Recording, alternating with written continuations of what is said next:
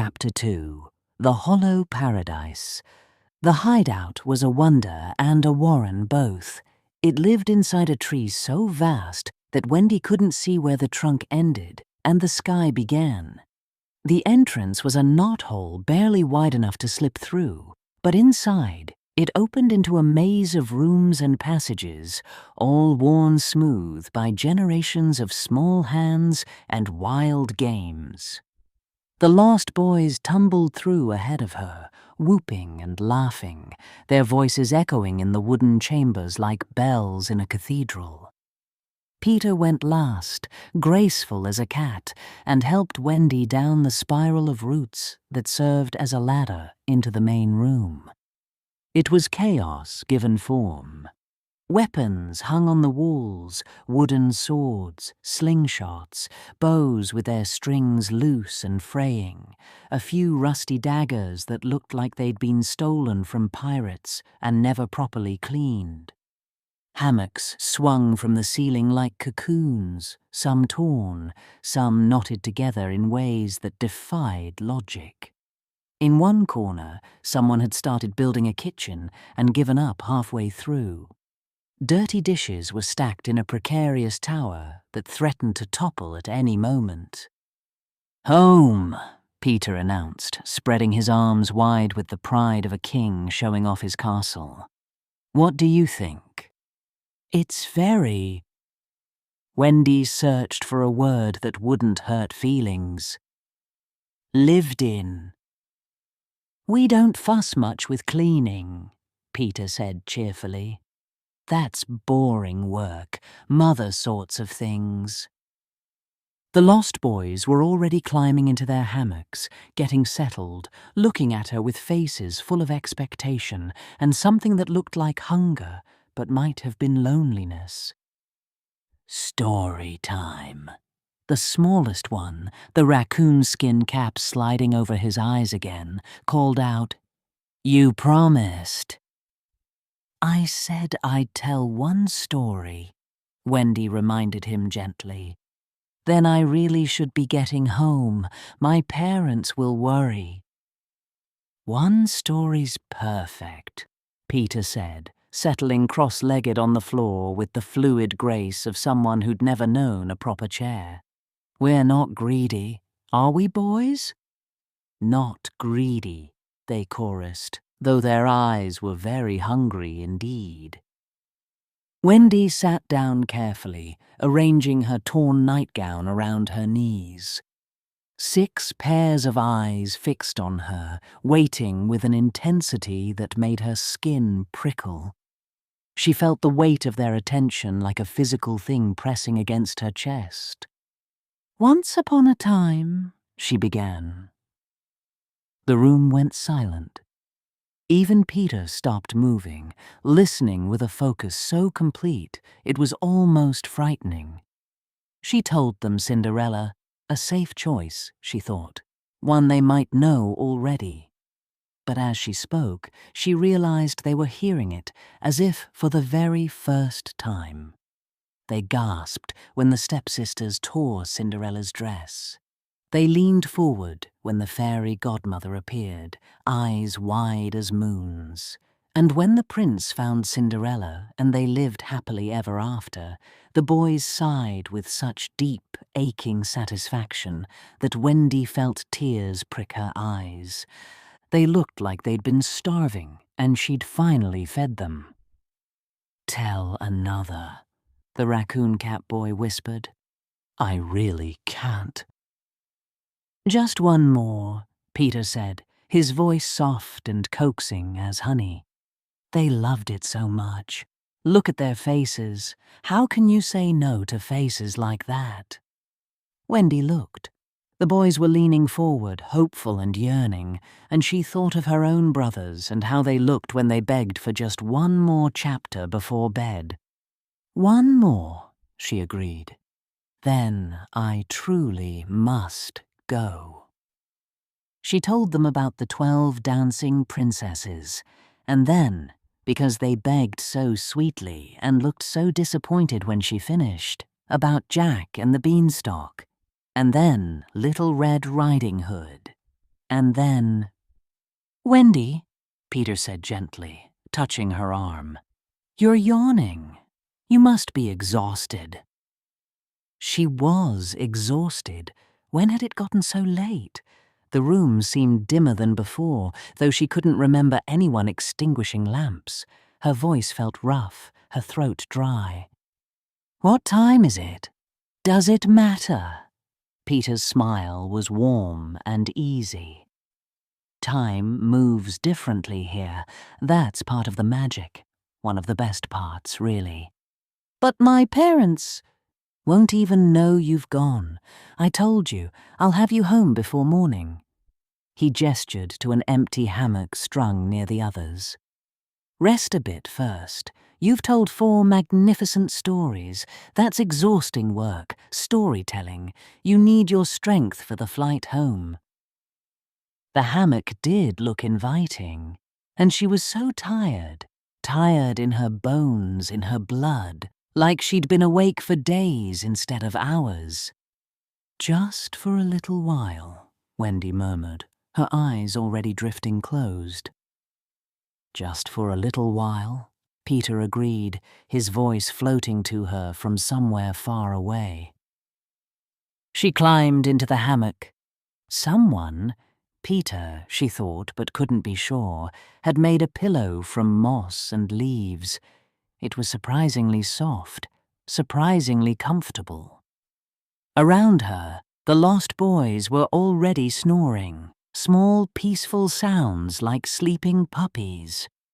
Wendy's eyes grew heavy. She didn't see Peter watch her fall asleep, his expression unreadable. She didn't see him climb up toward the entrance and seal it with a wooden panel that fit so perfectly you'd never know it was there.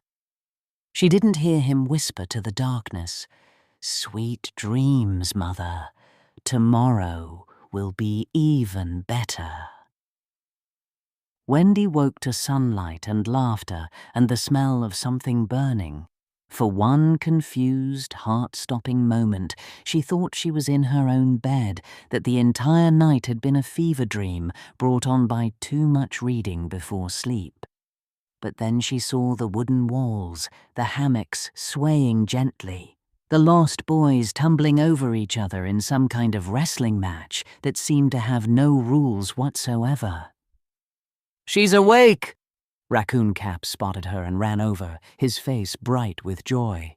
"Are you going to make breakfast? We're starving. We tried to make porridge, but it caught fire." "You tried to make porridge?"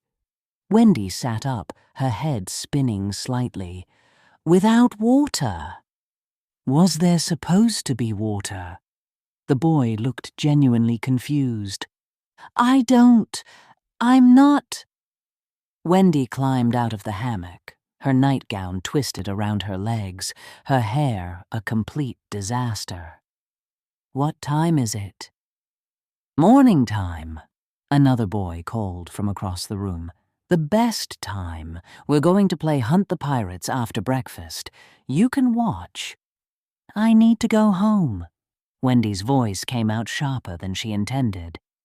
"Peter said he'd take me home before morning, and it's already..." "Where is Peter?" "Out," the boy said, as if this explained everything. "He went to check on something. Said he'd be back soon." "How soon?" The boy shrugged with the magnificent unconcern of someone who'd never needed to be somewhere at a specific time. "Peter doesn't really do soon. He does eventually." Wendy's chest tightened. She went to the entrance, but the knothole was sealed.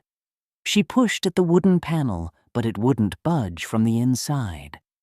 "Oh, Peter locks it sometimes," one of the twins said helpfully, "when he goes out, so nothing can get in. Or out, I suppose, but mostly in." "He locked me in. He locked all of us in. It's safer that way." The twin went back to wrestling with his brother. Wendy pushed harder at the panel, panic rising in her throat like bile.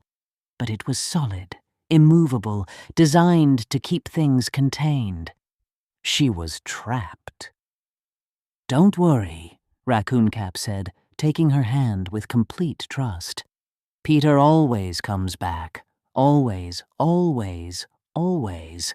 And when he does, you can ask him to teach you to fly better. Then you can go out whenever you want, just like him." "I can already fly," Wendy said numbly. "Not like Peter. Nobody flies like Peter. He's the best at everything." The boy's eyes shone with absolute, unshakable faith. Wendy sank down onto the floor, her legs suddenly unable to hold her weight. The boys were chattering around her, asking about breakfast, asking about stories, asking about games they could play. And she realized with cold, creeping certainty that they had no idea anything was wrong. To them, this was normal. To them, being locked in was normal. Waiting for Peter was normal. Having no sense of time or schedule or responsibility was normal. They'd forgotten what it was like to be anything else. "How long have you been here?" Wendy asked quietly. "In Neverland." The boys looked at each other, confused. "Long," one finally said. "Very long," another agreed. "Forever?" the smallest one suggested hopefully. None of them knew. They'd forgotten. Peter returned when the sun was high. Wendy had no way to know if that meant noon or afternoon or some other time entirely. She heard the panel scrape open and then his voice floating down, bright and careless. "I'm back! Did you miss me?" The boys cheered and scrambled up the route ladder. Wendy followed more slowly, her bare feet aching, her nightgown filthy now with dirt and moss. Peter was waiting at the top, grinning in the dappled sunlight. There were leaves in his hair and a fresh scratch on his cheek that he seemed entirely unconcerned about. "Peter," Wendy said, her voice very steady, "you said you'd take me home before morning." "Did I?" Peter blinked at her with such innocent confusion that for a moment Wendy doubted her own memory. "Oh, well, it's only been one night. That's practically before morning, in Neverland terms. It's the middle of the day." "Is it?" He glanced at the sun, as if noticing it for the first time. "Time's peculiar here, doesn't move like it does in London. Anyway, you can't go yet. We haven't had our adventure. I promised you an adventure, didn't I?" "You promised to take me home." "I will, later, after you've seen the island properly, after we've had some fun." His smile was bright, coaxing, like the sun coming out from behind clouds. "Don't you want to have fun? Just one day of real adventure, and then I'll take you home. I promise." The lost boys were already tugging at Peter's sleeves, demanding he tell them where he'd been, what he'd seen, whether there were pirates nearby. He scooped Raccoon Cap onto his shoulders and spun around, making the boys shriek with delighted laughter. "Please," Wendy said quietly, and something in her voice made Peter stop spinning. "My parents will be frantic. My brothers will be frightened. I need to go home." Peter looked at her, really looked at her, and for a moment his face was serious, almost sad. "One day," he said, "give me one day to show you why Neverland is magical, why it's worth staying for. And if you still want to go home tomorrow, I'll take you. I swear it on my honor as Peter Pan." He held out his hand, palm up, waiting. Wendy stared at it, at his earnest face, at the lost boys who had already gone back to playing, confident that Peter would work everything out because Peter always worked everything out. She thought, he means well. He's thoughtless, but he means well. One day won't matter so much. She thought, "What choice do I have? I can't fly home without him." She thought of her mother's face, her father's voice, her brothers asking where she'd gone. But Peter was smiling with those bright, bright eyes, and the sun was warm on her shoulders, and the jungle smelled like flowers she'd never seen before, and she was so very far from London already. "One day," she said, and her voice sounded strange to her own ears. "Tomorrow, you take me home, no matter what." "No matter what," Peter agreed cheerfully, and grabbed her hand and pulled her toward the jungle. "Come on, I'll show you the mermaid lagoon first. They're absolutely dreadful creatures, but beautiful to look at. You'll love them." They ran through the jungle, Peter leading, the boys following in a whooping pack, and Wendy ran with them, because what else could she do? She ran until her lungs burned, and her feet bled, and her nightgown caught on every branch and thorn. The lagoon was exactly as he'd described, water so clear you could see straight to the bottom, rocks perfect for sunbathing, and mermaids lounging in the shallows with hair like seaweed and scales that flashed silver green in the light. They were beautiful. They were also cruel. "What's this?" one called out when she saw Wendy, her voice like breaking glass trying to sound sweet. "Pan's brought another pet?" "I'm not," Wendy began. "They never last," another mermaid said, examining her nails with exaggerated boredom. "Too soft for Neverland, too fond of their mummies and their little warm beds." "This one's different," Peter said, but he said it carelessly, like it didn't really matter either way. The mermaids laughed, a sound like wind chimes made of knives, and dove beneath the water, disappearing in a flash of tails and malice. "Don't mind them," Peter said, already moving on. "They're jealous because they can't come onto land, stuck in the water forever, which sounds absolutely dreadful if you ask me." "They seemed mean," Wendy said quietly. "Everything's a bit mean in Neverland," one of the lost boys said matter-of-factly, as if this were simply the way of the world. "Except Peter. Peter's never mean. Peter's fun." They stayed at the lagoon until the light began to change. Wendy couldn't tell if it was late afternoon or early evening or something else entirely. Then they ran back through the jungle to the hideout, where Wendy showed the boys how to make a proper fire for cooking, how to prepare the fish they'd caught, how to roast the strange vegetables they'd gathered without burning them to charcoal. The boys watched her work with the reverence usually reserved for miracles. After supper, if you could call it that, they begged for stories again. Wendy told them Sleeping Beauty, and they listened with such rapt, desperate attention that she had to pause several times to compose herself. When she finished, they applauded until their small hands were red. "Tomorrow," Peter announced, already climbing into his hammock, "we'll have a proper adventure. We'll raid the pirate ship. You can watch from a safe distance. It'll be magnificent." "Tomorrow I'm going home," Wendy said firmly. Of course, right after the raid." Peter settled in, closing his eyes. "Sleep well, Mother." "I'm not." But the boys were already half asleep, and Peter's breathing had already evened out, and Wendy was alone with her thoughts in a tree full of lost children who'd forgotten how to be found. She climbed into her hammock. She was exhausted, bone-deep, soul-deep, exhausted, but she couldn't sleep. She stared up at the wooden ceiling and counted the hours until tomorrow, until Peter would keep his promise, until she could go home. She had to believe he would keep his promise. What else could she believe?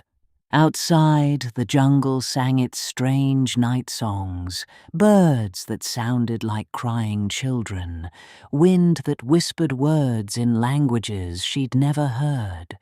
And deep in the forest, perched on a branch where moonlight couldn't reach, Tinker Bell watched the hideout with eyes like burning coals.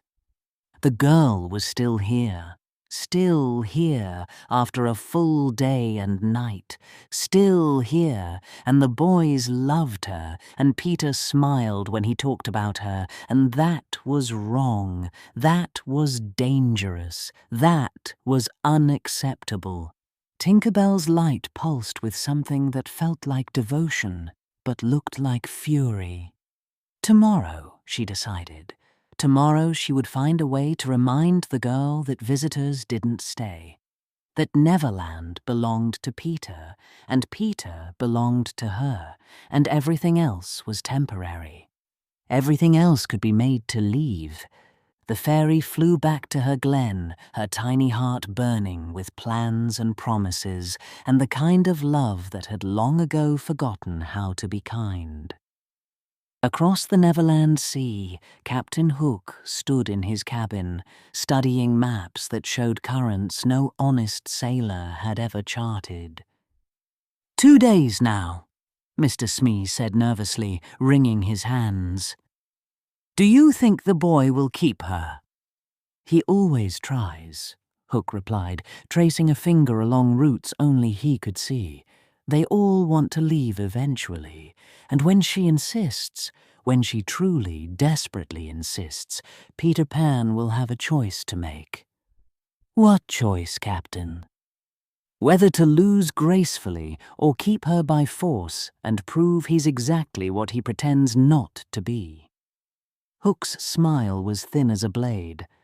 Either way, we'll be ready. Either way, he'll bring her close enough to catch. And the other matter? The message we sent? Hook looked up at the ceiling, past it, toward realms that touched Neverland, only when the boundaries grew thin and the old rules remembered themselves. Patience, Mr. Smee. These things take time, but they're coming. You can feel it in the air, can't you? The way the island itself is starting to notice that something doesn't belong. Smee sniffed experimentally. I don't smell anything unusual, Captain. Not smell, feel. Hook turned back to his maps. The realms are restless, order is disrupted, and those who maintain order are beginning to take notice. His hook caught the lamplight, gleaming with promise. Peter Pan has been stealing children for too long, playing his eternal games with no thought for consequence. It's time he learned that some debts must be paid. Thunder rumbled, distant but growing closer. And in her tower of thorns, Maleficent watched her mirror shimmer and show her an island, a tree, a girl trying to sleep while homesickness ate at her heart like acid. 2 days, Maleficent said to the raven on her shoulder. The girl has been gone 2 days. Her mother weeps, her father searches, her brothers ask questions that have no good answers. The raven cawed softly, questioningly. Soon, Maleficent replied, but not yet. Let the boy have his moment. Let him believe he's gotten away with it once again. Let him feel safe in his stolen paradise. She turned from the mirror, her staff tapping against stone floors that had stood for 1,000 years and would stand for 1,000 more.